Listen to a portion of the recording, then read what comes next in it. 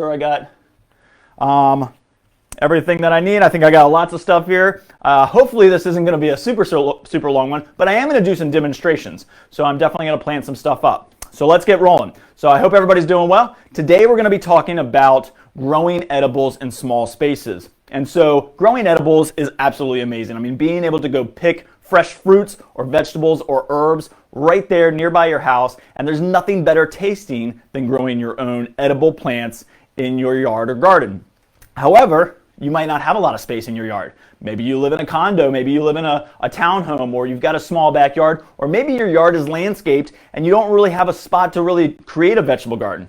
So there's lots of opportunities though, and that's what we're going to talk about today is how to grow vegetables in smaller spaces. Maybe you've got a patio or a porch or something that you can grow some edibles on, and that's what we want to talk about is all the different possibilities that you have, and I'll give you some tips and tricks along the way about different things that you can do. So it's a really cool kind of topic, especially if you have smaller spaces. I do want to start by saying if you have a landscaped yard and it's completely landscaped and you have no spot for a vegetable garden, definitely try and see if you can figure out a spot for it. But the edible landscape is becoming very popular, and working in some of your edible plants into your landscape is definitely a possibility. If you've got a full sun area and you've got shrubs and other perennials coming up, you can always pop a tomato plant, a pepper plant in there. If you keep it healthy and you keep it nice looking, it'll blend right in with the landscape and look great. So foodscaping is what they call it.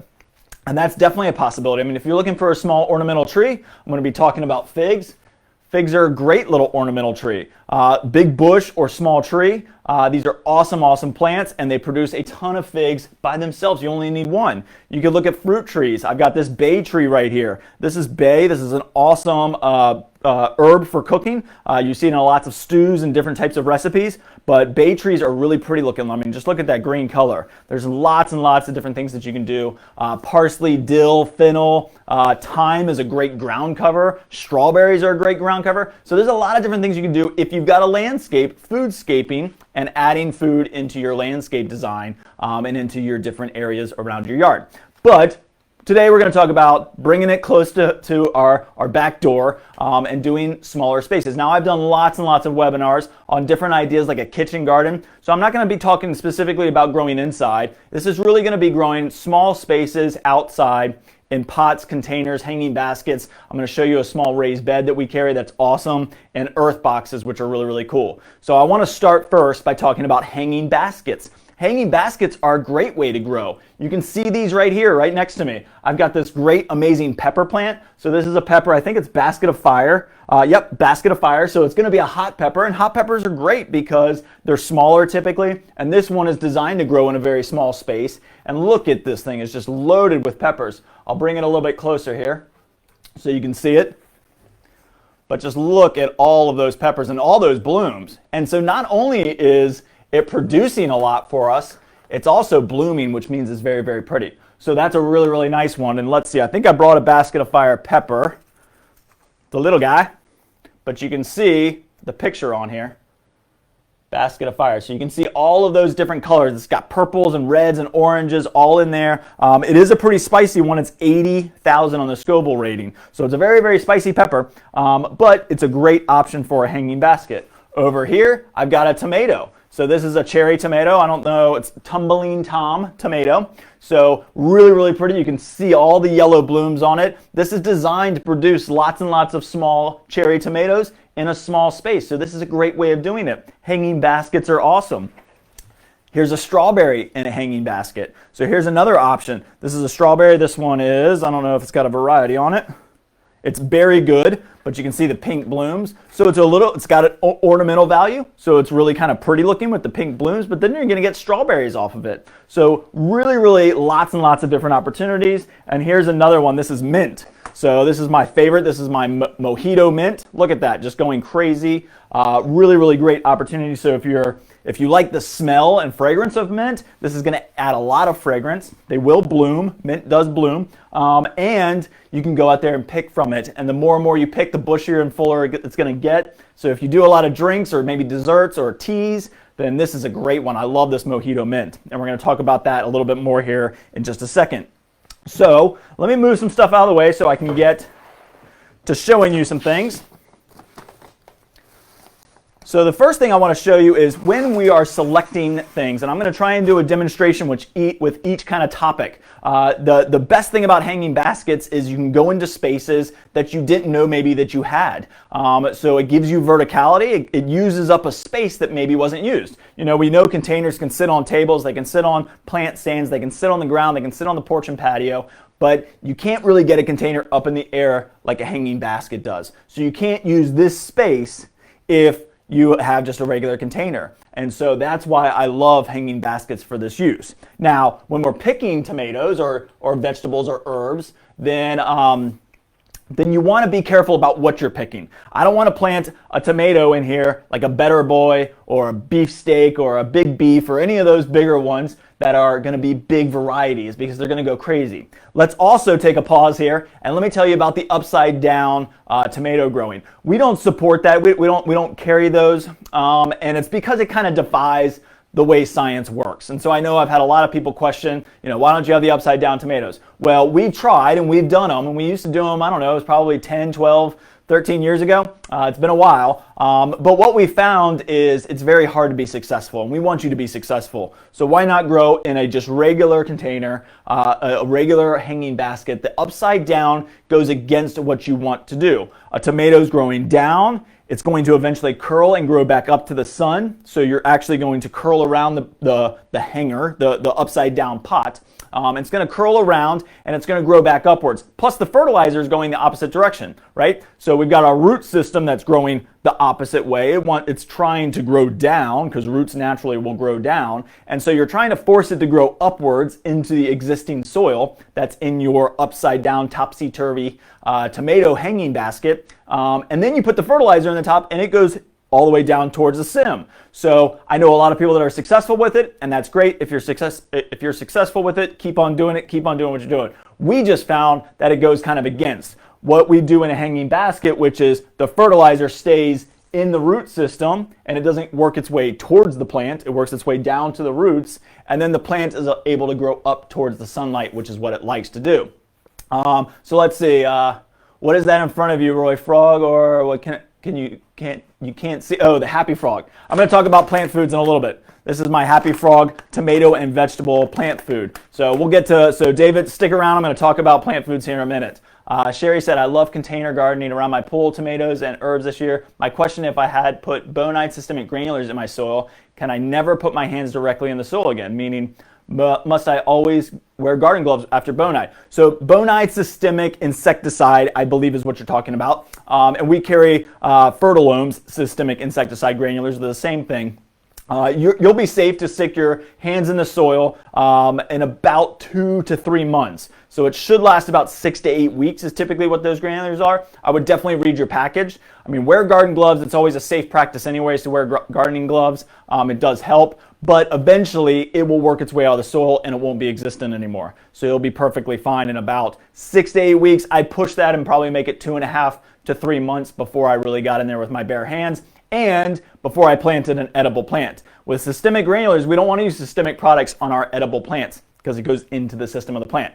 All right, so I kind of downplayed the topsy-turvy, the upside-down tomatoes, and said, let's grow a tomato in a regular container. Now let's talk about picking the right plant, right? So there's a lot of choices out there. And the great thing about these Chef Jeff tomatoes, and you'll see these in all of our garden markets and all of our retail stores, and you'll get good information on any tomato plant. So no matter where you buy a tomato plant, if you're in our neck of the woods, we hope you're shopping with us. But if you're shopping anywhere else, you should be able to find good information on your tomatoes right there on the tag. And so definitely read the tag while you're sitting there shopping. You also all have phones these days, and so you can do a little research if the tag doesn't quite give you the information that you need. What I look for when I'm looking for small space gardening, typically, not 100% all the time, but typically when we're talking about tomatoes, is determinate and indeterminate tomato varieties. And so what's the difference there? So indeterminate means it doesn't have a determined, it continues to grow throughout the season. Now, indeterminate tomatoes are typically the most sought after because you're going to get a constant production throughout the season. Now, determinate tomatoes get a determined size. They usually get into a certain size range. So I've got here my Sweet and Neat Cherry Red, which is a great container tomato. It is a determinate variety, and it gets 12 to 18 inches tall. So that's great information right there. That tells me I can grow this tomato in a very small space, like a hanging basket. So sweet and neat is a great variety for small spaces. Now, what does determinate really mean? Determinate means that typically the plant is going to grow to a certain mature size, and then it's going to produce a big crop. It's going to last about 2, 3, maybe 4 weeks. It's going to continue to produce during that time, and then it's going to fizzle and fade away. Now, you might say, well, why would I want to do that? Well, a great example of that is, let's see if I've got it here, is my Roma tomatoes. So this is just your regular Roma tomato right here, and this is a determinate variety. Now there's a San Marzano, which is very similar to a Roma,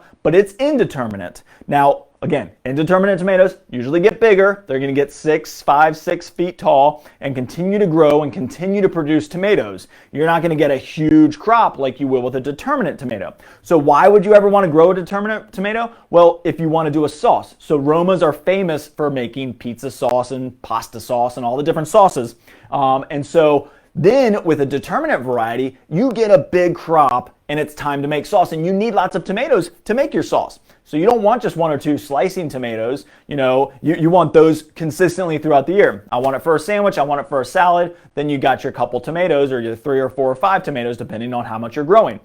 But a determinate variety is going to produce a much more abundant crop in a shorter time frame, which is great for making sauces. But also great because determinate varieties maintain their size, and they're usually bushier plants. And bushier plants mean easier to grow in smaller spaces. Not saying that you can't do a big tomato in a small space. You definitely can. I'm going to show you how you can do some of those things. But that's just kind of a little bit of advice when you're shopping for tomatoes, looking for determinate versus indeterminate. You can also look at sizes. They always give sizes. So like this is my Better Bush, which is kind of like a Better Boy, but in a bushy form. It's a determinate as well, but it gets, let's see, about 3 to 4 feet tall. So it's going to be a little bit of a bigger tomato, and it's going to produce really, really well for me. So when you're looking at your fruits or your vegetables, specifically tomatoes really, then look for that. Look for determinate and indeterminate and how big the tomato is going to get.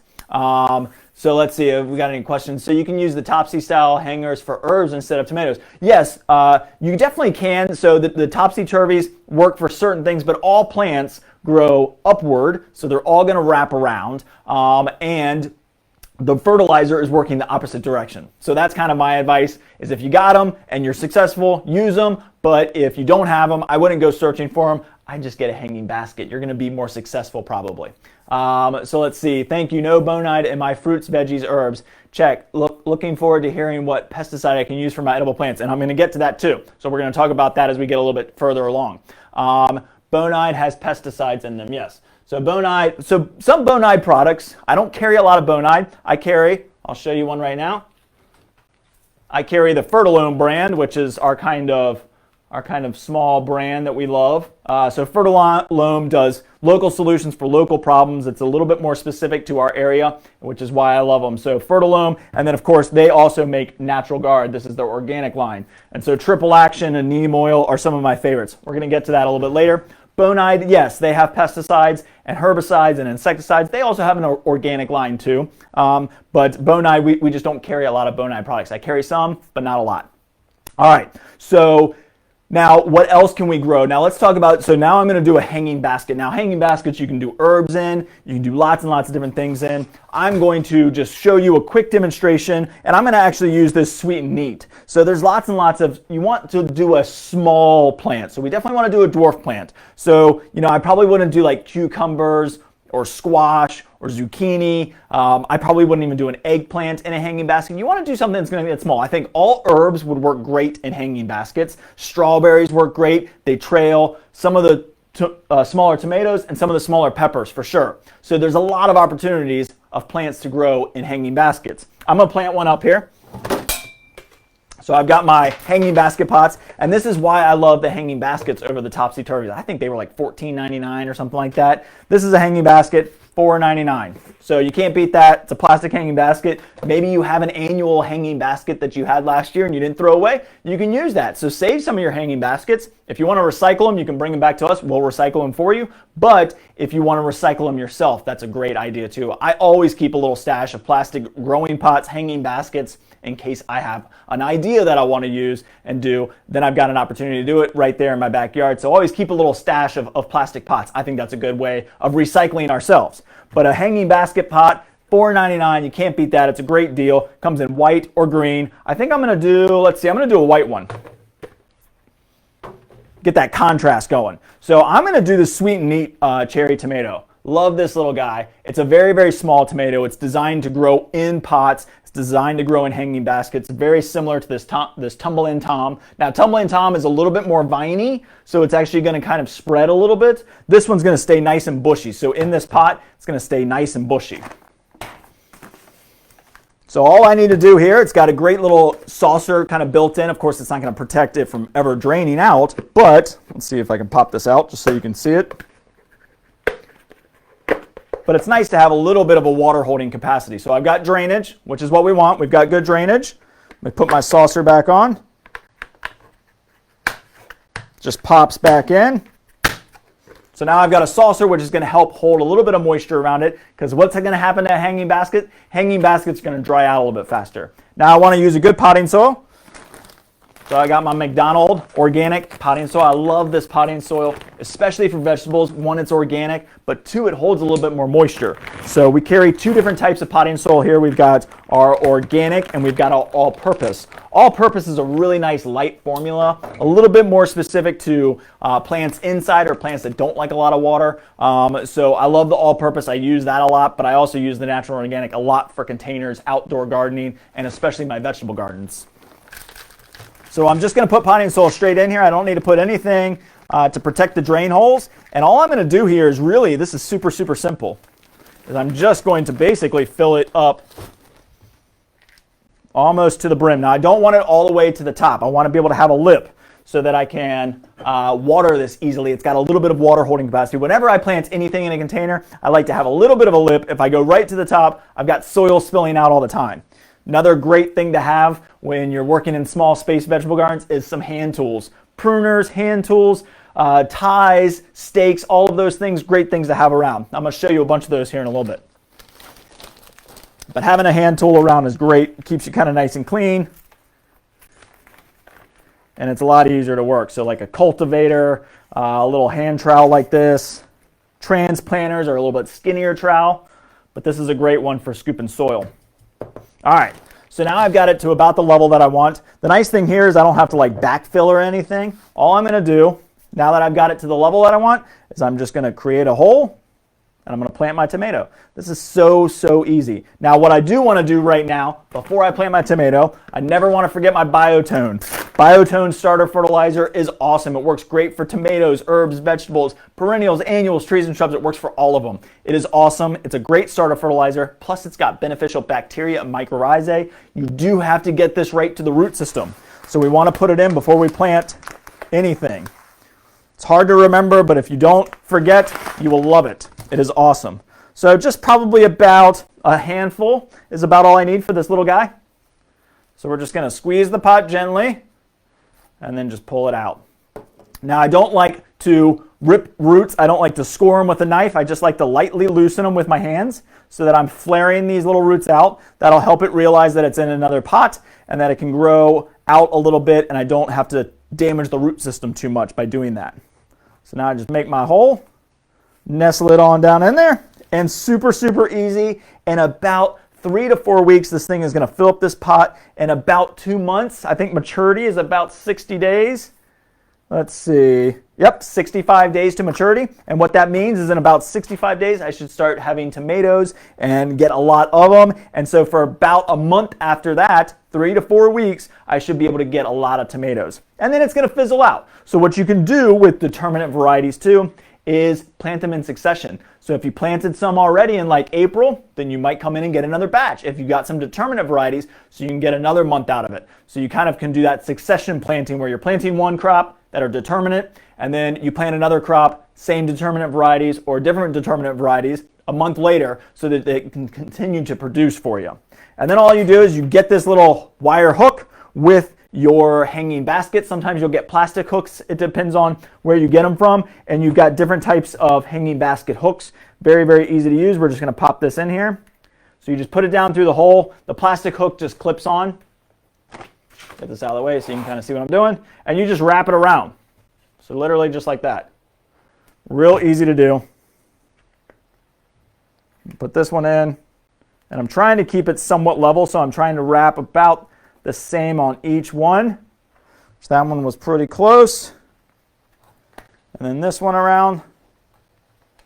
And then there we go. We've got our hanging basket. Really, really, really easy to do. Hanging baskets are great. And this is just going to continue to produce for me. And again, we've got some already planted up. So if you want some instant gratification, this is great. This one's got tomatoes growing in on already. Really, really easy. So let's see, we got a question that says, what about wire baskets with the coconut filling? Well, are they good to use? Yes, they're great. Any container is going to be perfectly fine. I find cocoa liners dry out a little bit faster. However, the airflow through the pot is great. I did a whole webinar share on containers, different types of containers, just literally talking about the science behind the containers. Plastic is great for water holding capacity. So I always mention plastic is awesome because it's lightweight. If you need to move it around, it's real easy to move, but it doesn't allow air to pass through, which is good if you're not as good about watering. So it'll keep the moisture capacity up a little bit. It doesn't dry out as fast. Now it's up in the air. You're going to have to get this in full sun, obviously, but it's going to dry out a little bit faster, but it's not going to dry out as fast as a cocoa liner. However, the cocoa liner hanging baskets, which are a great option and a little bit prettier, a little bit longer lasting, they are going to help your tomatoes grow and your edible plants grow bigger, because airflow is actually going to prune the roots a little bit, and air is great for root systems. So that's why when we use a potting soil, we want to make sure it's a nice, light, easy to use potting soil. And that allows air to get in there. So, planting in a plastic pot is not going to kill anything for sure, because we're using a high quality potting soil. Planting in a cocoa liner might result in a little bit of a bigger plant. You just got to watch your watering a little bit more. So we see a comment there saying daily watering required. Yes. For cocoa liner baskets, definitely, in any hanging basket in the summer, you're probably going to water somewhat daily. A great way to check a hanging basket is by weight. That's why I love growing in hanging baskets, because I can just go and pick it up. Okay, it's got some weight to it, so I don't need to water it. When it is lighter, then we want to water it. We don't want to overwater a basket, so I don't want to get you in a specific routine where you're watering every single day all the time. And don't get in a routine with any kind of watering. Water when the plant needs it. If you go out and you say, I'm going to water everything every day, you might be overwatering too much. You might be wasting money. You might be hurting the plant by washing the nutrients through the soil faster. So water when the plant requires it, when it needs it. Because some plants won't use the water as quickly as others. So it really depends on the plant, depends on the placement. I'm going to stick my tag in here so I know what it is. And then there we go. We got a hanging basket. So in about probably a month, I'm going to have something closer to the size of this, and then a month later after that, I'm going to start harvesting my tomatoes off my sweet and neat cherry tomato. So it's a great way. Hanging baskets are awesome and easy to do. All right, so the next one is window baskets, and we talked about cocoa liner. I'm not going to actually plant this one up, but I'm going to show you here. Of course, these are great window baskets, this cocoa liner. This is a nice look. I think a lot of people plant annuals and pretty blooming flowers in here. However, you can plant a great herb garden in here. Now, would I do vegetables in this? I might not. I'm going to probably strictly stick with herbs in smaller window boxes like this, but this is great if you have a good amount of sun. And the nice thing about herbs is we don't need full blazing sun all day long. If you get a little bit of shade, that's okay. So my back window, gets east facing sun, and so it gets a lot of morning sun and gets afternoon shade. Might not be quite enough light for an herb garden. My older house, I had an herb garden exactly this size right outside my kitchen window. It was south facing. I got pretty much all day sun. I had a couple big trees, so it got a little reprieve from the sun at about 4 o'clock, which was perfect. So it gets a lot of sun all day and then gets a little bit of shade. But you can just need a good full sun area or something where you're getting a good amount of light. What I mean by that is about 5 to 6 hours of good sunlight, and you're going to be perfectly fine with pretty much all of your herbs. Now that's what I'm going to plant in a window basket. And if you can get it close to your kitchen window, then you'll use it a lot more. Maybe on a window where your deck is, maybe a deck railing. So you can also use these on deck railings. They've got deck railing hooks on the back, so it's real easy to hook it on. This is an adjustable one, and this is a really, really nice heavy-duty cocoa-lined wrought iron basket that's painted. It's not going to rust on you. It's a great, great way of growing in a really pretty way as well. Now, I exclusively will grow herbs in here. Could I squeeze one of these small, like little cherry, sweet and neat cherry tomatoes in here? Probably, but they get 18 to 24 inches tall, which is pretty big. Now, some herbs will get that big, but hopefully not, because herbs, you're going to be cutting, because we want to use them or lose them. That's always my thing with herbs. Make sure you're cutting them. So this is just an option. And there's lots of options for window baskets and deck railing pots. So this is another deck railing. So it's got this great little easy hook. So if we want to be a little bit prettier, this is a great gray whitewashed container. Window basket deck railing planter. So this is a great option. Very, very easy to do.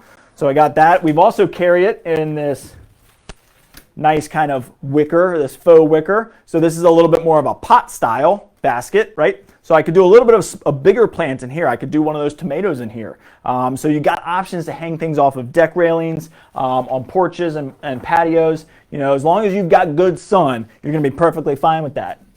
But I'm actually going to plant this one up so that you can see. This is a cool one because it could be a window box. It could also be a deck railing planter. So we'll take the tag off. Comes with these arms, so that I can pop them in here and make my deck railing different size. Real easy to do. Make sure I'm doing this right. So we can do it like that, and then that way you can put it any size that you want over any kind of railing, deck, whatever it might be. I'm not going to use those because I'm going to make this a window basket. So I'm going to put those off to the side. This one's got a nice little water reservoir on the inside too. So it's got good drainage. It's also got a reservoir. It's also got this little pull out here, which is great because if you put it on a larger deck railing and then it's got a little drop off behind it, then your basket might go like this. Your window box might go like that. But this little stunter here, this little brace, kind of helps it prevent from doing that. So this is a nice little basket here, a nice little window box. Really cool. We carry these. They're $39.99, little deck rail planter. But I'm going to use this as a window box. So all I got to do there is just drill a couple holes here, and I can screw it into my windowsill. Real easy to do. Or I can place it on a table. It's a nice small space. This is easy, easy, easy. Now what I'm going to do first, of course, is fill it up with potting soil. And then I'll show you all the different herbs that we can do.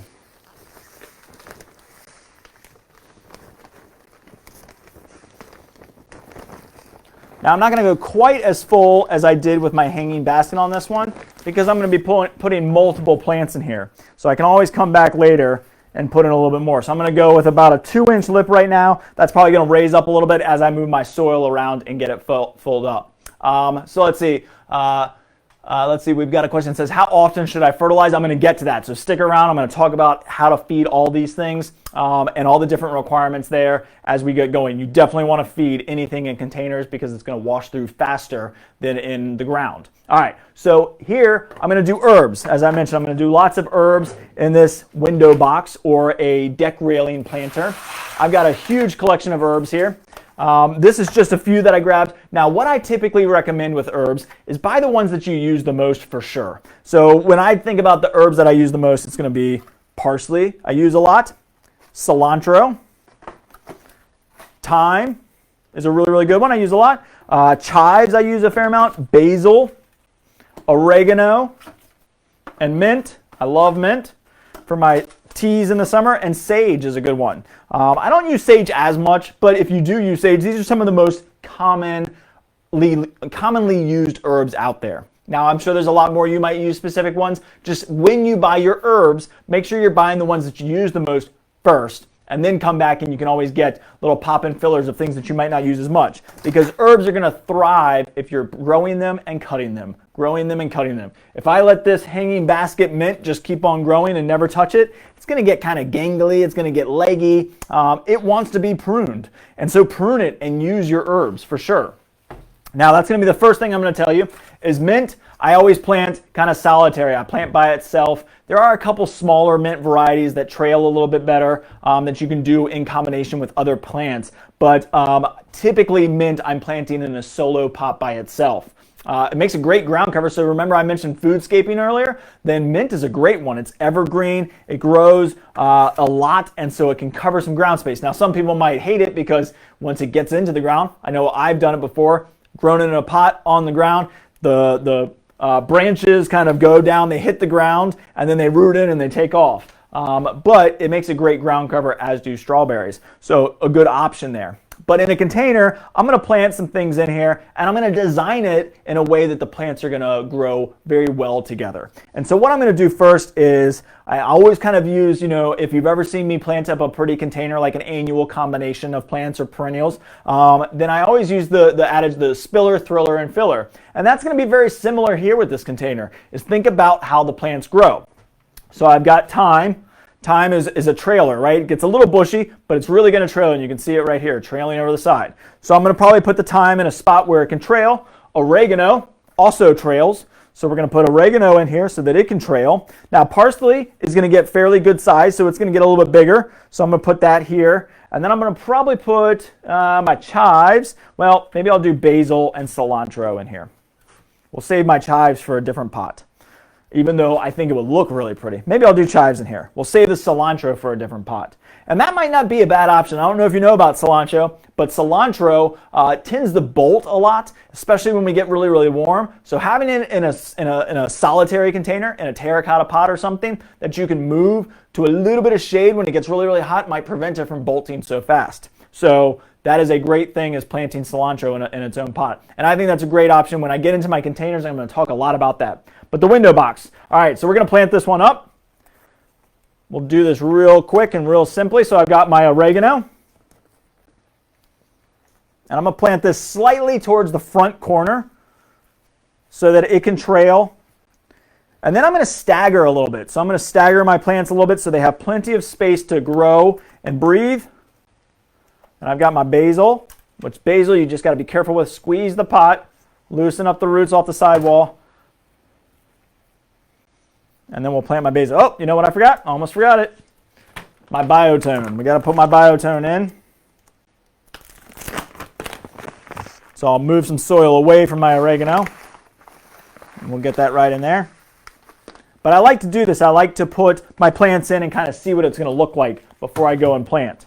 So now I've got my idea. I can go and put my biotone in here. There we go.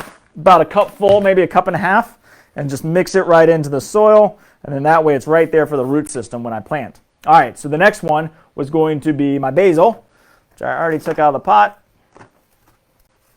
And we're just going to loosen up the root system here a little bit. And now I'm going to plant this closer to the back wall. Doesn't have to go right on the back wall, just kind of closer.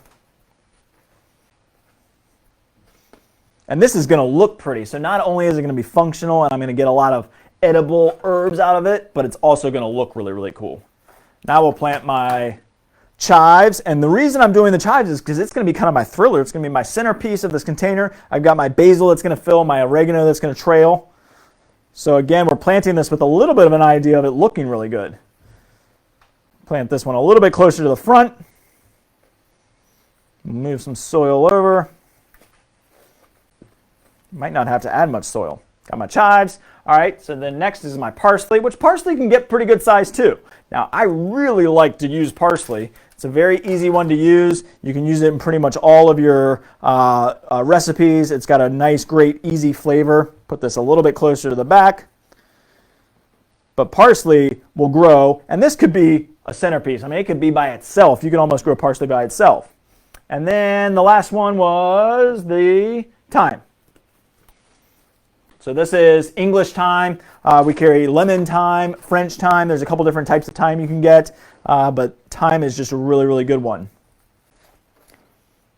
And you know what's also nice about all of these? I think all of them, except for the basil, are going to make it through the winter here. So that's really, really cool. Is my thyme is evergreen. My parsley will sometimes make it through the winter. The chives typically will. The oregano will. So the basil would be the only one that I could pop out and maybe pop something back in the fall season as we start to get cooler. Maybe I'll plant my sage in there or something. So got a great, great little container here. It looks pretty. It's functional. It's easy. It's small. I've got my biotone in there. Then all I got to do now is just kind of top it off with a little bit of soil here and there just to fill it in, because I just parted my soil slightly. And I'm not, if you notice, I'm not pushing my plants down in real hard. I'm not packing the soil in. We don't want to do that. I can always add more soil if it settles after watering a couple times. I can always go back in and add a little bit more soil, but we don't want to compress it too tight. We want to keep the air quality good. We want to keep the airflow good. So we definitely want to not push down too hard on our soil. I think I see that a lot, especially when we're planting in the landscape, is people like pushing and compacting that soil around. You don't want to do that. Just keep it nice and light and airy. And if you also notice, and I'm going to talk about this more because I know we got a lot of questions about fertilizing and feeding our plants. I'm not putting any plant food in these because I'm starting with my biotone starter. So I am feeding it. I'm giving it the mycorrhizae and the beneficial bacteria. It's also got some NPK in there, so it's got the nitrogen, the phosphorus, and the potassium. It's got some smaller elements, but then I can always go back in and add some different things later, and we're going to talk about that. I just don't want to do it initially. I want to give the biotone a chance to work. So there we go. I've got my nice window box. Look, looks pretty. I know it's a lot of green, but it's edibles. These are things you're going to eat, and it's going to look good. And this is great. I've got 5 herbs that I'm going to use a lot in a very small space. This is what? Let's say it's 1 by 2. So we're talking 2 square feet, and I've got 5 herbs growing in them. And I can put this on a window. I can put this on a railing. Really, really great way of doing it. So window boxes, railing planters are a great option for small space gardening. And you got pretty ones like the cocoa liner, the wicker ones that just came in. They look great. So really, really cool. All right, let's get to the next one, which is growing in pots. Of course, that's a big one. Lots and lots of opportunities there to grow in pots. I can take my tags out of my herbs and put them back in there so I know which ones are which. That does help. All right, so let me get my herbs out of the way. Let's talk about pots. All right, so pots, lots and lots of options, right? I did a whole webinar just on growing in containers, or what types of containers. You know, the difference between plastic, ceramic, terracotta. There's so many different options out there. If you've got a well, some sort of container that holds soil that you can put drainage holes in, you can put anything in it. So of course, be careful about what was in there before. We don't want to be putting edible plants in anything that maybe contained chemicals or harsh cleaners, anything like that. We want to be careful about what we're putting our things into. But I've seen people plant in wagons, old wagons, whiskey barrels. The list goes on and on. Build your own one out of wood, cedar baskets, plastic. Just make sure to clean them with a little solution of bleach. Is a great way to kind of clean them out real quick, and then you're safe to go ahead and plant in them. But just be careful about what you're planting in, but there's a lot of options. Now the first one, of course, that comes to mind is just your standard nursery pot. So we carry these at the garden center. You can just buy a standard nursery pot. There's lots of different sizes and shapes. What we call a mum pot, which is a slightly lower pot. Then we've got your standard pot, lots of different sizes, 5. We got 1 gallon to 15 gallon. So we've got a bunch of sizes in between. Typically for a tomato plant, I'm looking at about a 5 to 7 gallon size. This is 7, I believe. Yep, so this is a 7 gallon. It's typically what you want for a good sized tomato. And I can plant and get a fairly good sized tomato out of this nursery pot. But these are great options. They're super inexpensive. So this 7 gallon pot is $6.99. Really, really inexpensive and an easy way of doing it. Now, if you want something a little bit nicer looking, which I think is a great option, is to go with a just standard plastic terracotta colored plastic pot. Really, really great option. It's got drainage holes, really easy to use. They're not real expensive either. This is $7.99. This is about kind of in between the 5 and the 7 gallon. So I would consider this probably a 5 gallon container, which is going to be great for a small tomato and maybe a couple other things. I think we're going to plant up maybe like a pizza garden we could do in here, but maybe I'll just plant a couple different things. I'll show you. We'll kind of figure out what we want to plant here. I use my oregano, so I can't go back and use my oregano again, but we could do cilantro and the one thing that I don't have today is lemons and limes. Those are coming very, very, very soon. We're working on getting them here as fast as we can. We hope in about a month they'll be here. But those are great container plants as well that you can bring outside and you can grow during the summer and then bring them back in. I did a whole class on citrus, so you can go back and check out that webinar. But this is containers, lots and lots of options. We can grow in a ceramic pot. This is a nice ceramic pot. Let me bring this over here. I've got this blueberry. As you can tell, it's a little bit heavier, it's a little bit bigger, but it's going to last me a long time. It adds a little bit of a look. I've got this gorgeous blueberry in here. I think it's called Sunshine or Bountiful Delight. So Bountiful Delight, self-pollinating variety. You can just see right here. Look at all those blueberries on it. So this has blueberries on it already. I almost probably could eat one. Let's see. A little tart, so not quite there yet. But this thing's probably got 70, 80 blueberries on it already, maybe 100. So it's going to be very, very bountiful. It's going to produce a lot of blueberries in a small space. I think these only get about 3 by 3. Let me check on my size. Yep, 2 to 3 feet tall and wide. So you can grow these in containers. They're self-pollinated, and of course, if you have multiples blueberries and of different varieties, sometimes you get a little bit bigger production. But they're pretty plants. You got a really pretty color on them as well, so you got good look. But blueberries are a great option for a container. So now in a container, is that a high bush or a low bush? That's a good question. I knew someone was going to ask me that, and I don't know. Let's see. I don't know if it says on here. I might have to get back to you. I don't think it says if it's a high bush or a low bush. It doesn't say. I'll have to check and get back to you. Huh. It's surprising. Usually it tells you on the tag. So I'll look into that and let you know. But this is a great one, and it produces by itself. So yes, you would need either a high bush or a low bush in order to cross-pollinate it. We do want to keep those kind of together. And great question, shade or sun. Blueberries really require a lot of sun. If they get a little bit of shade, it's okay. As long as they get 5 to 6 hours of good sunlight, and I'm not talking about like 8 a.m. or 7 a.m. to noon. It's not quite enough. You want to give it some good afternoon sunlight. In a little bit of shade, what's going to happen is you're probably going to run into some powdery mildew issues because those leaves just typically can get powdery mildew. But as long as you got good airflow and you've got about 5 to 6 hours of sunlight, you're going to be perfectly fine with a blueberry. And you might not get as big of a production as you would if you had 8 to 10 hours of sunlight, but you'll still get berries and it'll do perfectly fine. You won't have to water as much in a container. That's another great thing about growing in pots is we can move things around. Maybe it's okay, it's not doing great here, I can move it. If you plant in the ground, it's a little bit harder to move, right? So you can do it, but it's a little bit harder. But this is a great option for a blueberry, and ceramic pots are really nice because they're going to last. So we'll move that back over here. I just wanted to show you that.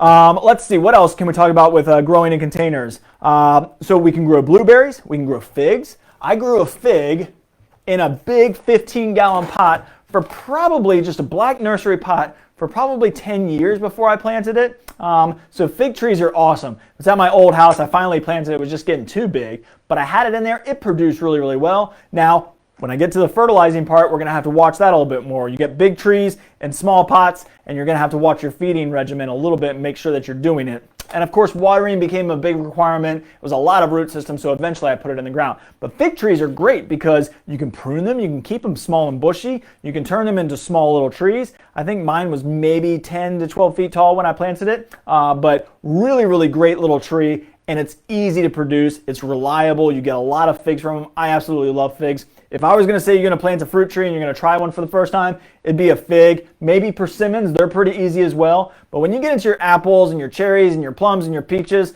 and all of those different ones, a little bit more requirements, and we can help you through that. But you got to watch out. We have a high humidity level here. A lot of fruit trees don't love that, but we can help you get through it with our triple action spray. That's a great way, but you got to get on our fruit spray schedule. There's a whole webinar right there in that, in growing fruit trees.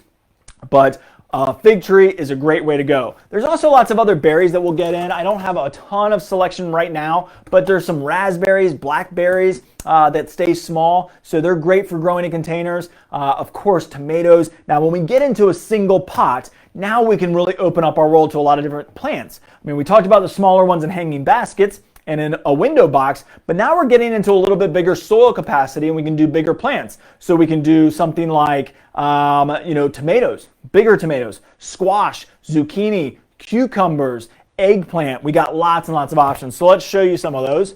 Now, of course, I did grab some that I know are going to stay a little bit smaller. So I told you about the tomatoes already. Now we get into the pepper world. So pepper, I've got like the Mad Hatter, which is a great one. This is really cool. I think this one only gets about 3 feet. So about 3 feet tall. Mad Hatter, it's a smaller pepper.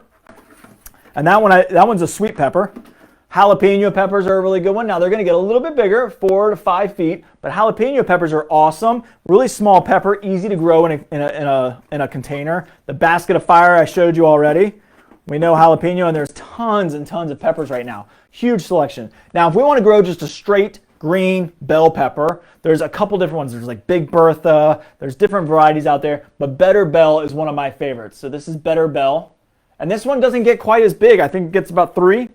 Yeah, so about 2 to 3 feet tall, but you can still get 3 to 4 inch size bell peppers. And so this is a great sweet pepper. There's a lot of options. I think all peppers really can grow in containers pretty well. So there's a couple like Carmen that I absolutely love. Carmen, that one does get pretty good size, but it's not crazy heavy. So it's not going to get huge fruit. And what the biggest issue with containers is, are they going to blow over? I think that's typically the problems that people typically have. How am I going to stake them, which we're going to solve, and how am I going to prevent them from blowing over? And so we can talk about that as well. Typically, I don't love putting rock in the bottom of your pots. Typically, sometimes that causes moisture to collect down the bottom. But if you got good drainage and we're trying to weigh them down, putting rock is a great option. Now, I've also got my just superset squash. So this is just a great squash. Now, these will get big, but because squash runs and trails, you can let it run onto your deck or porch or patio and then still keep the root system and contained into a container. So squash will work. I've got zucchini. Of course, just zucchini is a great one. Mix your squash and zucchini. Great, get a great little side dish to any meal. Eggplant is a great option. Eggplants don't get real big. Get about 3 to 4 feet tall. Eggplant is awesome in a container. Very easy to grow. Another good one that you can make a whole meal out of, an eggplant. And then we get to the cucumbers. So lots and lots of different styles of cucumbers. I know everybody loves those burpless, the English style, the thin ones. Now those are bigger vines, and you're typically going to want a bigger structure to control that. And we're going to get there because I'm getting bigger as we go along. But there's a lot of bush varieties as well. So this is a bush champion. So bush varieties, kind of similar to your tomatoes. However, I don't consider them to be indeterminate and determinate. I don't think they actually talk about that. But they will produce throughout the season on just a much shorter vine or a bushier plant. You can almost just let these naturally vine. So this is Bush Champion. We also have Bush Pickle, which I never grew a Bush Pickle until last year, and I absolutely loved them. They were so easy. They were probably my biggest producing of all my cucumbers. They were awesome. My daughter absolutely loves cucumbers. She eats a ton of them, so I've been growing lots more cucumbers. But the bush pickle was great. Smaller little size. I mean, obviously for pickling, but you don't have to pickle them. If you let them get just a little bit bigger, they're great sweet eating. And bush pickle was one of my biggest producers. Little cucumbers, but tons of them. I mean, I was picking 10, 15 a day off of a few plants. And then this is my short snack. So this is a slightly different variety. It's just kind of a similar one to the pickle, but it's called short snack. And so this one doesn't get quite as big of a vine. So you got lots of opportunities really in cucumbers. I've got one cucumber planted up right here. So let's show you some of these already planted up with these built-in cages. These are really nice. The cage clips on, so it's nice and sturdy. This one is Patio Snacker. So it's a little cucumber. You can see that picture. But look at that. It's nice and contained. It's got a little trellis. It's sending out its little tendrils over here. You can see that. To grab on, and it'll wrap right around this cage. But if it goes over the side, that's okay. But this is a great option for a grab and go type of thing. You can just pick one of these up and you got it in a container. Now, I do think that this pot is probably slightly smaller than I really would want it, because this is probably in the 2-gallon size. I'd like it to be 3, maybe 5 if I could have a possibility, but I can go plant that in a bigger container if I wanted to. Not a problem at all. You just unclip that tomato cage, that little cage on it, that little support system, and put it into a slightly bigger pot and you'll be fine. Now these are great. Here's that. I think this is the basket of fire again. I don't know if it's got, yep. Oh no, this one's called Sweetie Pie. So this is a sweet pepper, little small sweet pepper in this nice little cage that's built into the container. Move this out of the way so you can see it. And look at that. It's got all these little peppers on it already. So another great option if you just want something grab and go. And this is in big enough a container. So this is about your 3-4 gallon size. This is going to be big enough to support your plant all the way through the season. Might require a little bit more watering, but that's why you can buy small vegetables, get a pot, put some soil in there, you get a little bit more soil capacity, and you can keep it moist a little bit longer and keep that root system so it's not just straight root system in there. Of course, there's tomatoes as well. This is a great one. This is our patio tomato. Patio tomato just by itself is a great variety. So I think this one is just the patio tomato. Yep, it's a patio pot tomato. And these are really, really stalky. You can see, I don't know if you can see that. Look how big and thick this stalk is in here already. So a short, stalky, thick plant, meaning that it's going to stay nice and small. Now, it's probably a determinate variety. I'm pretty sure it is. I don't know that I brought, this one doesn't give you all the information on it, but I think your patio tomato is. They typically are, which again is great because you're going to get lots of tomatoes in a shorter time frame, and then it's going to fizzle a little bit, but that's okay. We can go and plant another tomato, and maybe we've got another option down the line. But this is a great solution, very quick fix. You got it, grab and go. All right, so what else? So let's see. Let me see if I'm missing anything on my pots before I plant one up. Oh, so of course, lettuces. You know, I didn't even talk about the cole crops. Cole crops, there's so many options. So in the fall, we can plant lettuces. I can put some lettuces in my window box. I can put those in hanging baskets. I forgot to mention that. So it's not just about spring veggies. It's also the fall crop as well. The cole crops are a great option. All right, so yep, I think I pretty much covered it. Lots and lots of containers, lots of different things you can do. I mentioned the bay tree would be a great look in the landscape, but also great in a container. So we've got lots and lots of options that we can do in containers, and their possibilities are endless. So let's do this. Instead of planting up a mix of things, I'm going to show you how to get a cage in a container, because I think a lot of people have problems with that. So I've got some tomato cages over here. And my little bright, colorful tomato cage. I got 2 of them.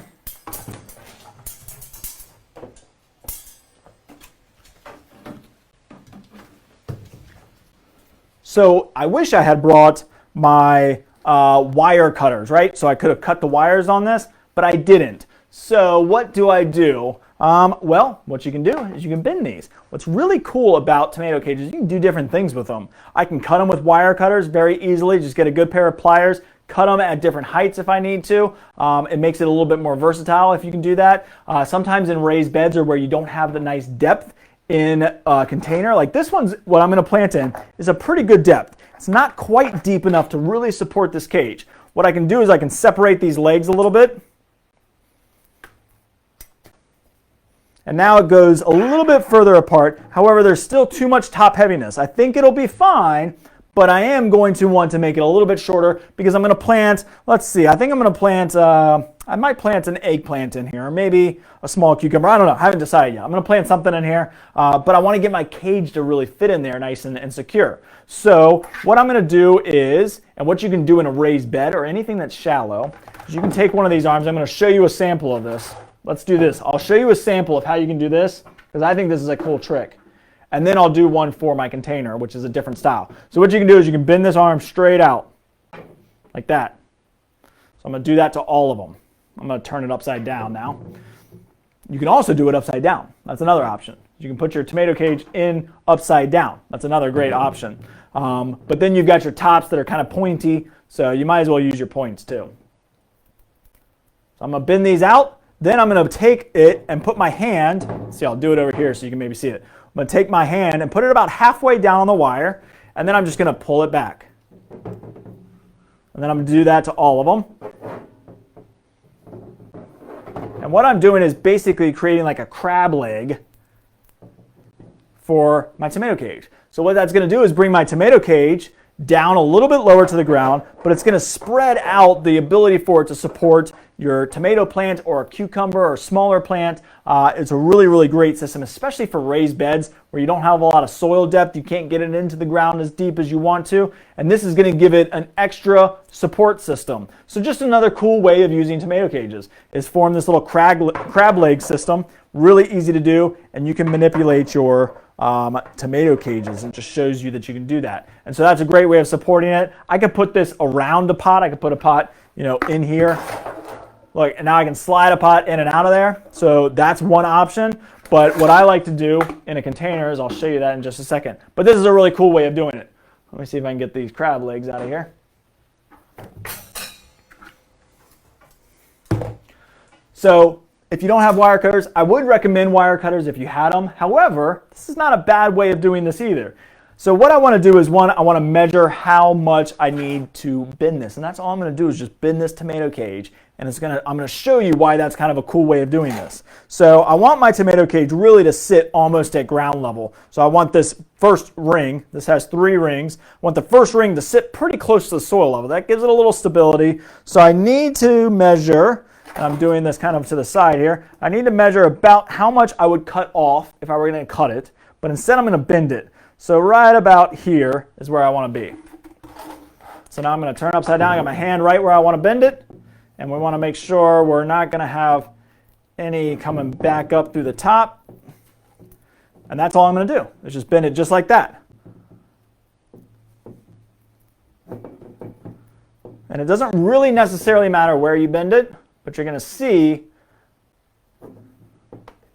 why this is cool. Now this is a heavy duty cage. These are heavy duty. They are pretty strong metal, so you still might need a pair of pliers, but look at that. So now it fits in my container much better, and it's going to add a little bit of support because root systems are going to grow through here. I'm going to have soil put around it, so that's going to help a little bit as well. Now I can space out my arms just a little bit. And look at that, it fits right in nice and tight. Now it's actually pushing on the edges of the pot. So you see that, how it's actually pushing up against the edge of the pot, and that's going to add some stability. So we can just kind of keep playing with that, maneuvering that a little bit. And you see how now it doesn't go all the way in, I got to push it in. That makes it nice and stable. So really, really great way of doing that is just like that. Now what I can do is get my soil.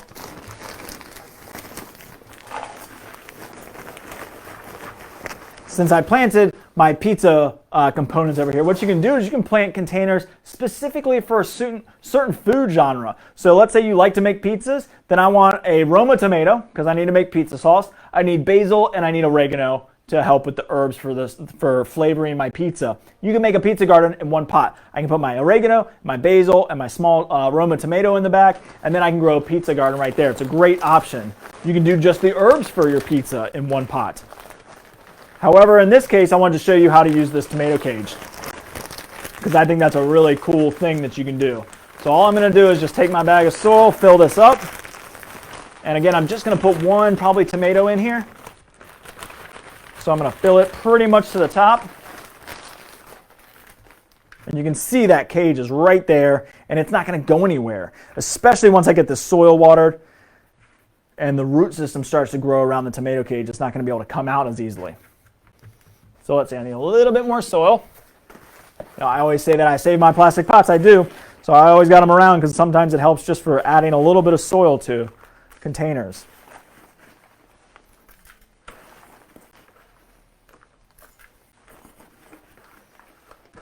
Whoop, missed that one. All right, so now that gets it up to the level I want. Clean it off. Now my first ring is like right on the top surface or just below, which is perfectly fine. It's going to add some stability to it because then the plant's going to grow up into this ring and then up into this ring. So let's see, I think I'm going to do my better bush in here. I could do a cucumber, I could do a lot of different things in here. I always like to put cages around everything. I think it helps with support, even like an eggplant, which really doesn't need any supporting. I like to do it anyways. Now you don't have to use a tomato cage per se. You can use other stakes. I've got a couple options that I can show you as well. So we'll just plant this up. Forgot my biotone.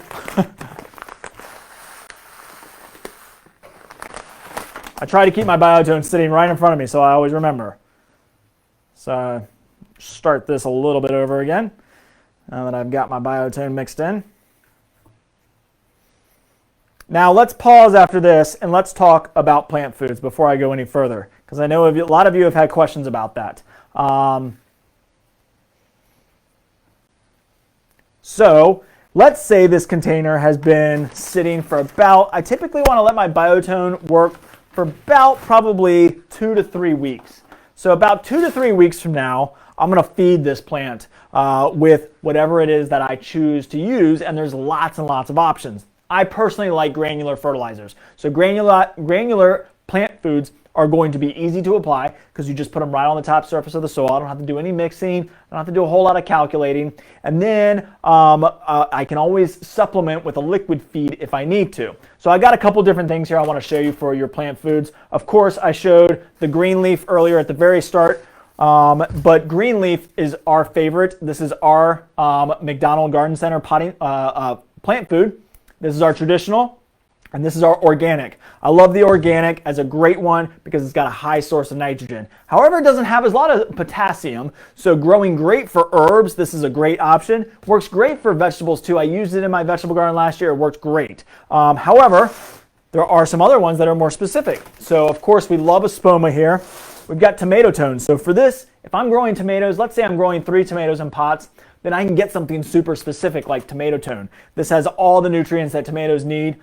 With a organic plant food, we're going to fertilize probably somewhere around every 3 to 4 weeks. And so what that means is usually a good handful, about a cup, maybe a little bit of a half a cup, something like that. Sprinkle it all around the top surface, water it in. You want to water it in nice and lightly. And then what that's going to do is continue to break down. So the food is actually breaking down, working its way into the soil so the root system can absorb it. Now, because we got a nice light potting soil, a professional potting soil, McDonald potting soil, then the air quality is good, but the drainage is good. But what's going to happen is it's going to drain through the pot more often. Now, what I want you to try to do when you get to watering is try and water to the point where you're not letting it run through the holes at the bottom. That's hard. It takes practice, but eventually you get the trick or the habit of being able to water so that the water stays in there. Because if you have a lot of flowing water coming out of the bottom, I see it all the time with hanging baskets. People water your hanging baskets till the water comes pouring out the bottom.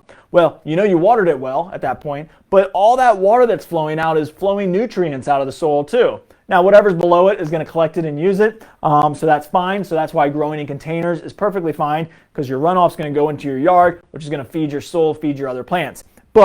And as we get longer down the road, 3 to 4 weeks down the road, it's going to be even lighter, and there's not going to be much left anyways. But try and get to the point where you're watering to just keep the moisture in the pot, and so that it's not flowing out of the holes aggressively, because then you're losing your plant food. But tomato tone is a great option. If you're growing a lot of different vegetables, then the garden tone is a great one. See if I can get the glare off of that. So garden tone is a great option. Espoma's garden tone. It's got a lot of different things in it. Calcium, which is really, really good. And then the one that I showed earlier, Happy Frog. So this is another organic plant food. This one's really cool. It's got a lot of beneficial bacteria in it as well. It's a really, really nice, all complete kind of tomato and vegetable plant food. Really good. So let me read the numbers off to you so you understand the numbers. I think I've explained this a couple times, but I'll do it real quick again. The 3 numbers are nitrogen, phosphorus, and potassium. That's up, down, all around. That's how you remember it. First number, nitrogen, up. It's going to create upward growth. It's going to produce green leaves. Second number, phosphorus, down. That's going to produce root system and flowers. So a higher middle number means you're going to get more roots and more blooms. And then the last one is potassium, all around. It's an all-around plant protector. It helps the plants in all facets of its ability to grow and produce its fruit. So 573 is what you're getting in this one, so a higher middle number, so it's going to help produce blooms and roots. It's not going to force as much green growth, which is typically what we want for a tomato plant. Garden tone, 344. Tomato tone, 346, so a little bit higher on the potassium, which is what potatoes like a little bit more. And then I wanted to show you this one. So ours is a 1248 and an 824. So, but here, this will really show it. So this is a water-soluble plant food. So remember I talked about using liquids. Liquids are not a bad way to supplement, especially if you need a boost of something. So I know earlier somebody was mentioning every week or a water-soluble or a liquid fertilizer over a granular. Those are good if you're giving it to it for a specific need and for a short time frame. I'm not saying that I don't like water-soluble. I think they're good in certain instances. But for something like a tomato plant, I like to give it a slow release consistently, which is what you're going to get with the granular form. However, let's say it's lackluster. It's not blooming as much and I need some blooms. This is our blooming and rooting formula. This is awesome. Now wait till you see these numbers on the back. Can you read those? So we got a 9, 58, 8. That's a very, very high concentration of phosphorus. And what that means is it's going to force blooms and roots. Now you can do that when you've got a water soluble. So when we're adding it with a liquid, it's a little bit easier to get a higher concentration in a specific number. Excuse me. So that middle number is very high. So you get a lot of phosphorus in this blooming and rooting, and this is awesome. I have this in all of our year-round stores, and I've got it in our markets. So if you need to come out and get something, this is great for flowers, but it's great for if you need a boost on your vegetable plants. All right, so I know we got some couple questions on that. Blood meal. Blood meal is a specific, I can't remember 100%. I think blood meal is phosphorus. So I'm pretty sure it is. So blood meal is a good substitute for just phosphorus or just that nutrient. But blood meal is not a bad option. But you don't want to use just that. Field trip. Yep, come on and see us. Okay, let me look down. Do you need to cage cherry tomato plants? First time growing them this year. Yes, especially if they're not determinate. So this little cherry tomato here and the cherry tomato that I planted in my hanging basket, my sweet and neat cherry tomato, those are determinate varieties. I don't know that I necessarily need a cage for that because they only get 18 to 24 inches tall. They should be nice and stalky plants. I still put a cage on pretty much everything. In the hanging basket, I'm okay if it trails, right? So I don't care if that one trails over the edges because it's not going to land on the ground. We want our tomatoes to stay off the ground and get good airflow underneath, and that's what the cage has done. If we let tomatoes in general just grow naturally, they grow as vines, and they're going to grow all along the ground, and they're going to brew a lot of insect and disease issues. So we want to cage and stake our plants. Especially tomato plants. And so your cherry tomatoes, now if you've got, let's say, like a Super Sweet 100 or a Sun Gold, which is one of my favorites, those can get 7 to 8 feet tall. And so yes, cherry tomatoes, you definitely want to put a cage on. You might even look at staking them in a higher capacity because they're probably going to get bigger. So definitely want to do that unless you got a determinate variety. Let's see. Cher said, I got the green bag, but never heard of the frog one. Yeah, so the frog one's just the happy frog is just a different solution, just a slightly different one. Espoma, the garden tone, is a great one. I love garden tone. It's what I've always used along with our traditional or our organic green leaf. I use a lot of them. I find great results with both. The Happy Frog is just a slightly different ratio.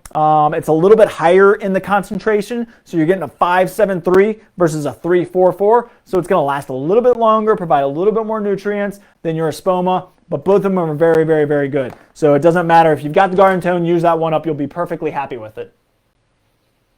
How can you add a cage once you've planted a tomato or cucumber? Oh, Sherry, stick around. I got a great option for you. Stick around. I'm going to show you here in a little bit. The blue bag is the biotone. Biotone, awesome, awesome stuff, but you got to use it at the time of planting. So if you missed it and you apply it on the top of the surface of the soil, the beneficial bacteria and the mycorrhizas aren't going to get down to it. It's still going to be a good plant starter. You're just not going to get the benefit of all those beneficial bacteria and mycorrhizae.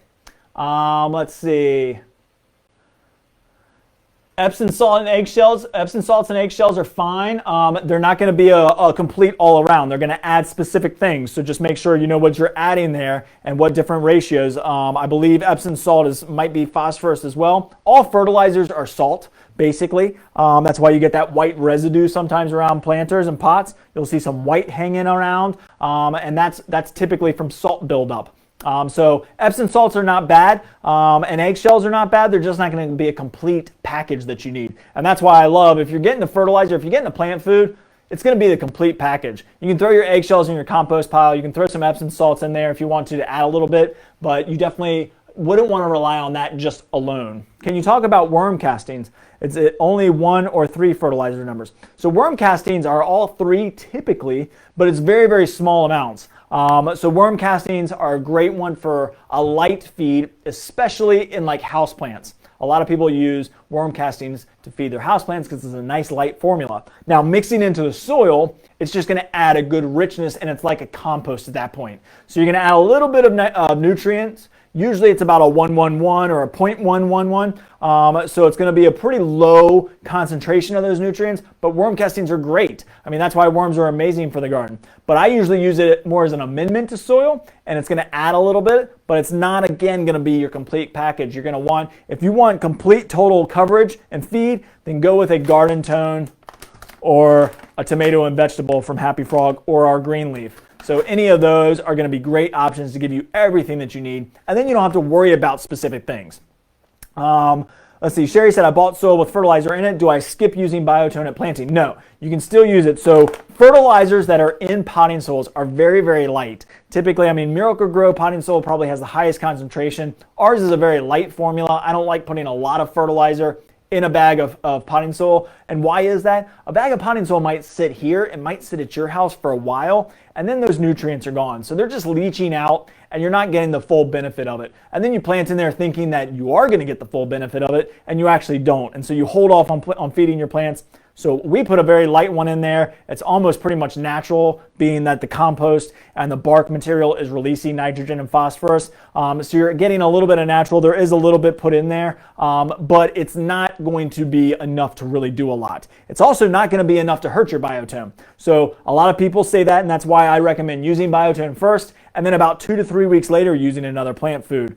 Your organic plant foods are going to be fine. If you use a traditional method like Greenleaf, you definitely want to wait that 3-week period before you feed it. But your biotone starter's got a starter fertilizer in it, so it's a 4-3-3, so it's got your nitrogen, phosphorus, and potassium to get your plants going. And remember, I said feed every 3 to 4 weeks. So if we use this, 3 to 4 weeks later, we're going to need to put another one on anyways. This one just really, you get the full benefits if you use it at the time of planting. All right. So this one's ready to go. It's got a nice sturdy cage in there. It's not going anywhere. As this root system develops, it's going to make the cage even stronger. So it's a great way of using cages and grow a tomato plant. And I could do this in a nursery pot. I could do this in this plastic terracotta pot. This looks cool. Got a yellow cage, so it kind of looks cool. I'm going to have red tomatoes. I'm going to have the terracotta pot. It's going to look really cool. I can line these up. It'll look good, and it's functional. It's going to produce a lot of food in a small space. We're talking about 2 square feet again. And I'm growing a full-size tomato. Hopefully I get 20, 30 tomatoes out of this. I've done really, really good. And the pot didn't cost much, the cage didn't cost much. I got potting soil. So we're not investing a ton of money. Get a little bit of plant food. Let's say we've got maybe $20, $25 into this whole thing, and I'm gonna get 30, maybe 40 tomatoes out of it. So a pretty good deal. And then of course, I can use this year after year after year. So it's the first time initial investment that is the bigger dollar amount, but then eventually I'm going to have soil and all that stuff, so it just kind of starts to work its way and make you really, really produce a lot. All right, so then we've talked about containers. Lots of options, lots and lots of different options. Let's talk about raised beds real quick. I just want to mention raised beds. Raised beds, so if we got smaller spaces, I did a whole video on raised beds. If you've got a smaller space, let me see if I can bring this up here so I can show you. So in a 4x4 raised bed, you know, raised bed gardening has come back. The whole vegetable gardening craze is just really, really upon us, and it's a great thing. But if a lot of us maybe don't have time to build a raised bed, then this is a great option for you. Let me turn this around so you can see it. Yep. This is our Grownomics raised bed kit. So let's see if you can see that there. This is Western red cedar. It's modular, so it's very, very easy to grow, or very easy to build. No tools required. You can build this thing in like 5 minutes, fill it with soil, and you can be planting your vegetables in no time. It takes about half a cubic yard of soil to fill it up, so you can do it with bulk. We can talk you through that if you come in and see us. You can do that. These are carried at our year-round stores, so it's a really, really good option. Of course, you can build your own raised beds. I did a whole webinar on raised beds. So if you got a lot of specific questions, you might go check that one out, talking about the different types of wood and how you might build them, and then, of course, how you fill them and all the soil amendments and blah, blah, blah. It goes on and on. Again, another hour-long webinar on this. But I just wanted to show this to you because if you have a 4x4 space, you can grow a lot of vegetables in there. And these are really cool because they're modulars. You can see all these different setups here because you can add on to them. So let me show you how it works.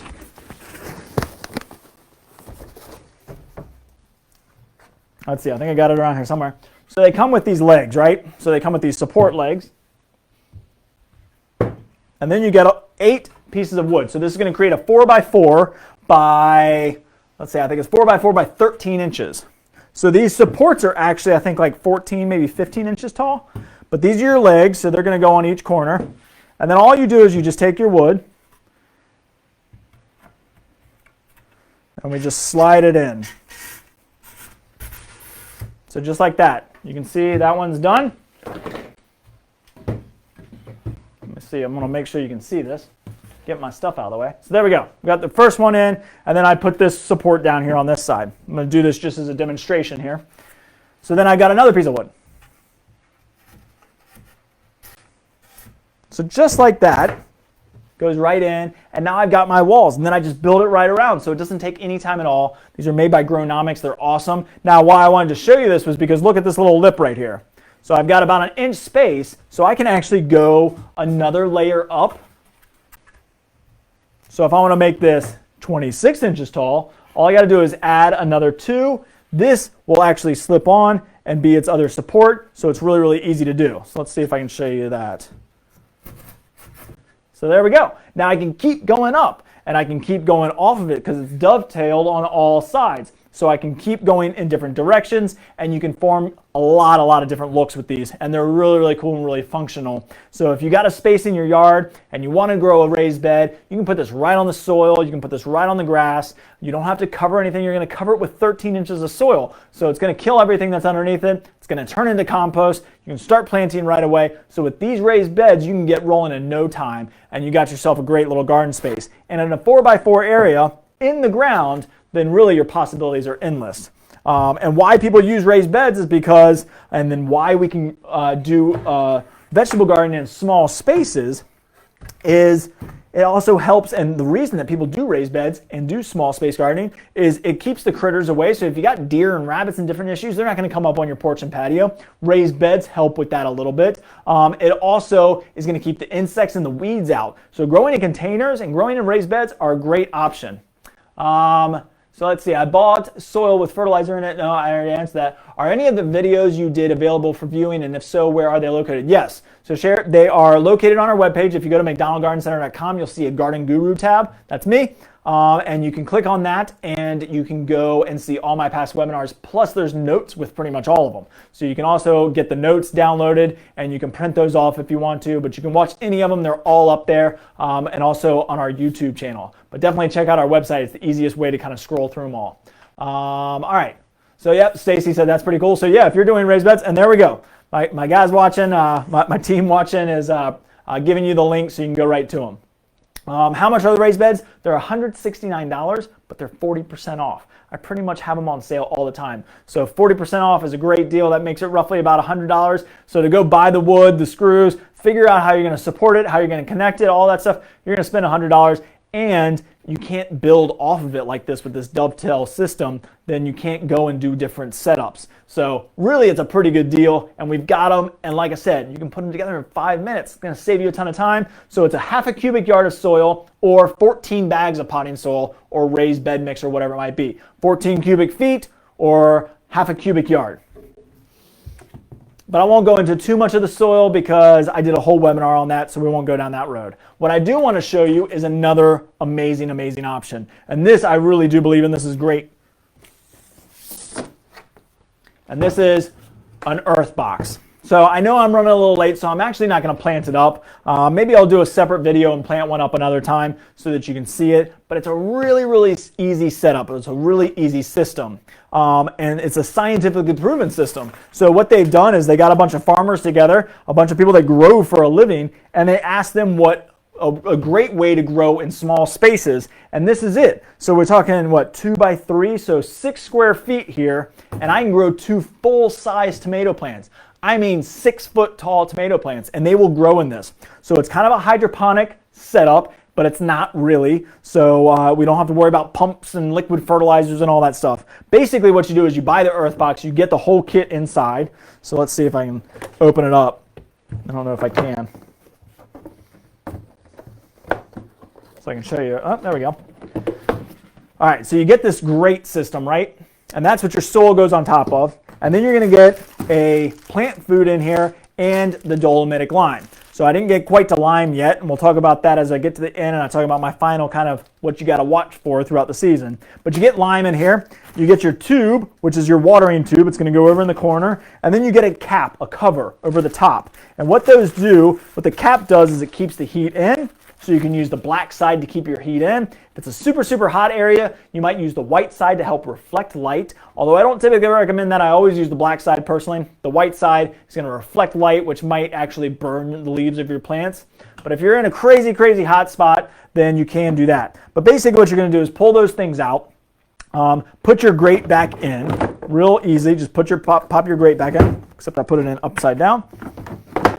So we're going to put that in. So that grate system in there is going to hold your soil above a water reservoir. So then your tube that goes over in the corner, that sticks out of the top, is going to actually allow you to water into that reservoir, and guess what happens? All the nutrients stay right there in the system. There's no runoff, and so you actually keep your nutrients in there. Now there's a specific way to plant it. It comes with instructions. It's super easy. Basically you fill it, you mix in about halfway, you mix in your lime, real easily done. Then you put in another layer of soil, you dig a trench. So you're going to put a trench wherever you're not going to put your tomatoes. So let's say we're going to do 2 tomatoes. Now you can do a lot of different things in here. It lists celery, chard, collards, corn, cucumbers, eggplant, flowers, garlic, herbs. I mean, the list goes on all the different things that you can do in here.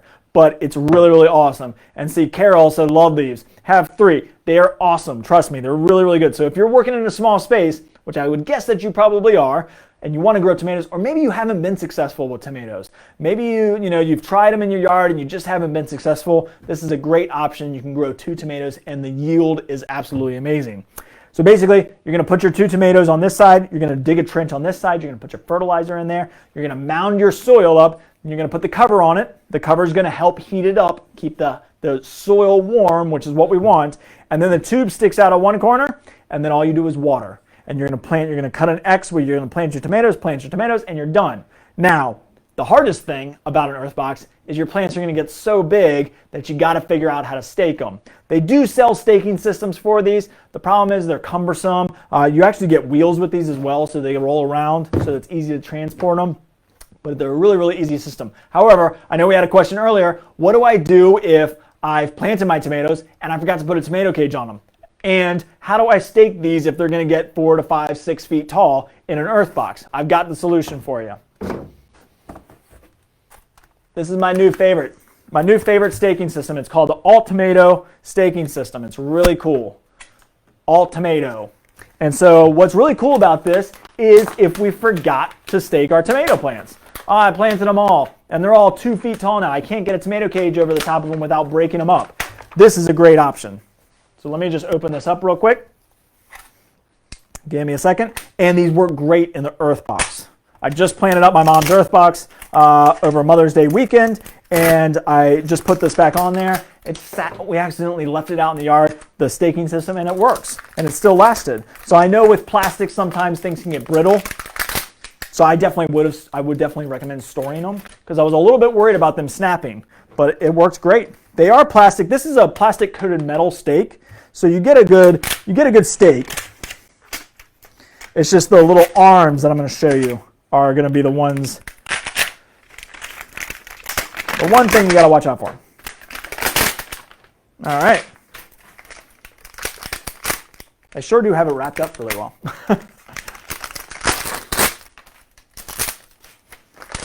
All right, now we got that off. Now let me get my pruners because we got a lot of zip ties, or not zip ties, but twist ties. Just for speed, I'm going to clip these off. All right, see, I've got all these arms now. These are really cool. And for the earth box, it's nice because a tomato cage can get kind of flimsy in an earth box. But for the Alt-Tomato that actually stakes in there, it's really, really nice. And I'll show you why here in just a second. And if you forgot to put a cage on, then this works great. Plus, you're going to get a little bit more height than you are at a tomato cage. I kind of feel like, and I hate to say this, but I kind of feel like tomato cages don't quite do a tomato very much justice. It works great for peppers, small cucumbers, but if you're really looking to support a bigger tomato plant, you typically are going to find that you're going to need a bigger support system. All right. So here's my first stake. You get these arms. It's real simple. You just clip it on. Make sure I got this the right way. Yep, because there's a spike on one end of this. Opposite. Upside down. There we go. So there we go. We just put that one on. And then, so imagine I have a tomato already planted, right? I've already got a tomato planted, and now I've got this that I can build around it. It's really, really easy. The all tomato staking system, and I carry these in all of our year-round stores, and all the markets this year have them as well. So they're a great option. Kind of tricky to do this without it being in the ground. It would be much easier if I could stake this right in the ground, but I think I can manage, and I think I can get this done. Imagine these going in the ground. This wouldn't be happening. All right. So here we go. Let's get the last one on.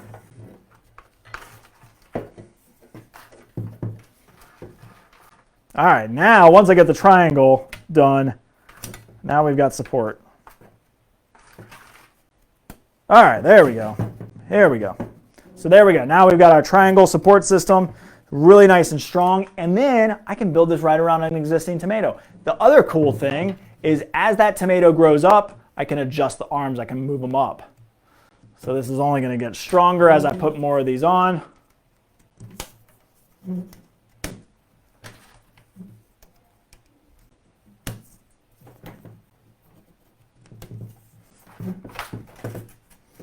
All right, now I just got to level this thing out. There we go. So here we go. Now, and I've got 9 of these arms, these little clips, and so that way I can continue to build this thing up as I need to. What's also really cool is eventually I might not need this bottom rung, so I can take that off and I can move it to the top. And this thing I think is 4 feet tall, so let's see. Yeah. No, 5-foot stake. So this is a 5-foot stake, and we also carry the jumbo size. We only carry those at the year-round stores. But if you grow big tomatoes, this might be the great staking system that you've been looking for because it's easy to store. It packs up in a nice tight. I don't have big tomato cages laying around, and it goes nice and tall, and it's vertical, and it doesn't consume a lot of space. And why I love this is for the earth box. I mentioned using it in the earth box. It works really, really well. So once you plant up your earth box, then you've got to get some sort of staking system in there. It's not a really deep planter. I mean, we're talking maybe 12 inches, maybe 10 inches of depth. But when you put this in your earth box, it fits perfectly. So I can fit 2 of these in there. You just catty corner the other one. I just did this past weekend with my mom's. It was so easy and it was so simple. You just put the stake in, clip your arms on, and you're done. They are absolutely the coolest staking system, and it's going to give you enough height to support that tomato all throughout the season. So that's a great option for staking. You can also get that green stretch tie. I think I forgot to bring it in here, but my green stretch tie is awesome. So when I talked about using tomato cages or the all tomato staking system, those are great options. I always have a pack of bamboo stakes around just because they're light, they're easy, you can cut them so you can make them different sizes. This is a 4-foot bag of 25, it's $9.99. It's this thing that you've got to have around. Your stretch tie will stretch with the plant rather than like a twist tie which will choke the plant. Twine is not as good, so I really love that stretch tie. So get yourself some stretch ties, some stakes. You can put just a center stake into your plant and that'll be maybe enough support for it as well. I like the cage, I love the all tomato. I like the fact with the tomato cage you can bend the wires at the bottom and change it. So you've got a lot of different options there. But having a pack of bamboo is a great option as well. So we've talked about plant foods. Oh, the last thing I want to mention with the earth box is you can get a replant kit. So each year you can just come in, get your replant kit. It comes with a new cover, both of your fertilizer, or your lime and your fertilizer, and then it also comes with instructions to help you replant it. So a really, really great little replant kit that you can get each year. So once you buy your earth box, you're done. And you can keep on coming in and getting the replant kits to help you kind of get going again the next season. And the nice thing is you can grow in this year round. So you can do your spinach and your lettuces and your carrots. You can do carrots and different turnips and beets and all those different things in here during the winter season. So during that fall winter season, you can do those in here as well. All right. So the last thing I want to talk about, we've talked about plant food. The last 2 things I want to talk about is lime.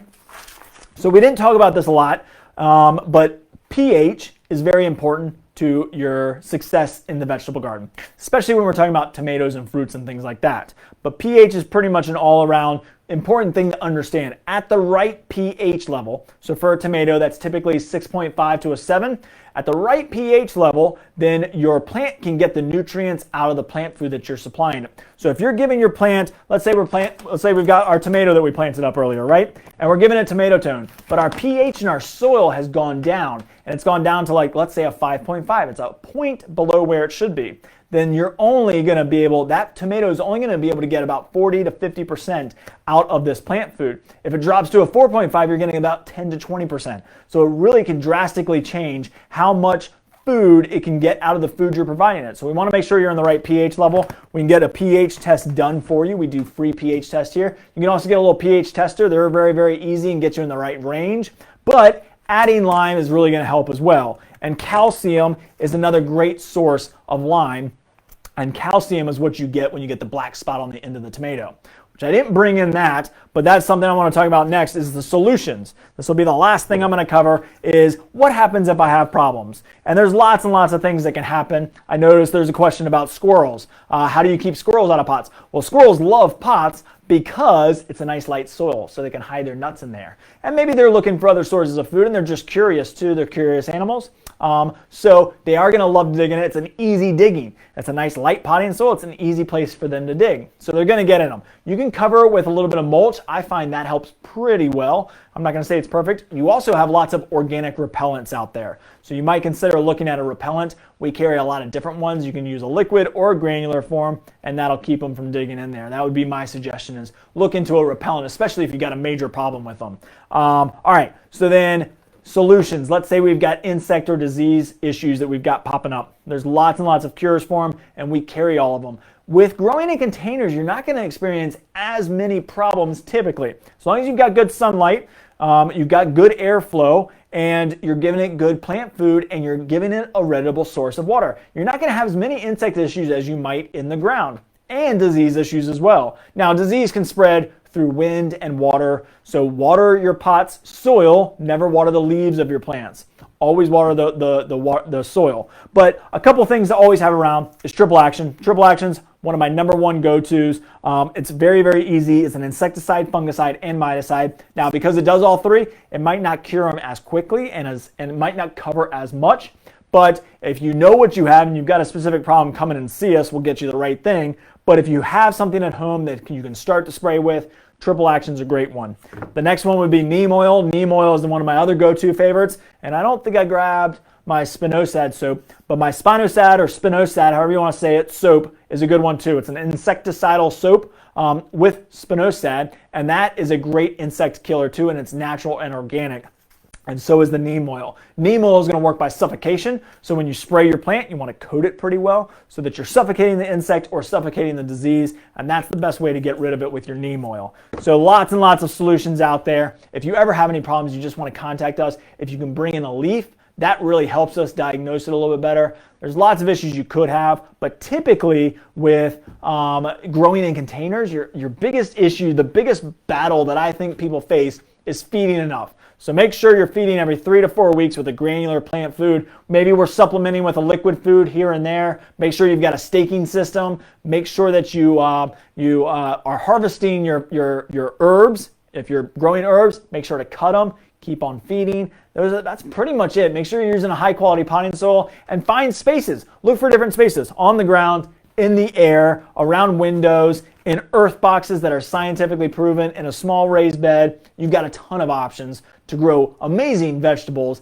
edibles, fruits, berries, herbs. The list goes on and on of all the different things that you can grow in containers and in hanging baskets, raised beds, and small containers like this earth box. So you got a lot of great choices out there. I'm gonna stick around and see if there's any questions. If not, I hope you all have a great day. Have an amazing weekend, and I'll see you next week. We're gonna continue to do these webinars, so stick around and keep asking questions if you got them. If not, I'll check you next time. And we hope to see you in the garden center soon.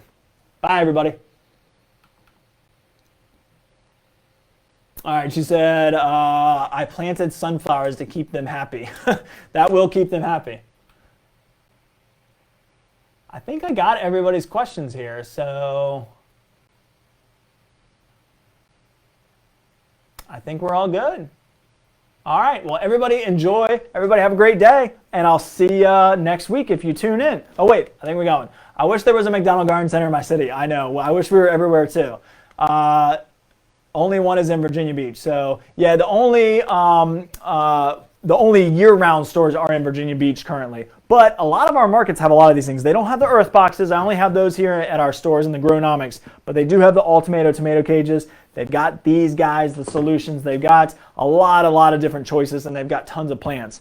So if you're closer to those, check those out. If you want to make the trip, come and check us out. If you're out of the state, if you're in a different state, check out your local garden centers. They're going to have the best advice for your area. So definitely check out your local garden centers. They're one of my favorite places to go. You know, the big box stores, the big guys, I'm not saying they're bad people, but they're not going to have the local knowledge and the expertise like a local garden center is. So check them out first for sure. All right, everybody, have a great day. I'll see you next time.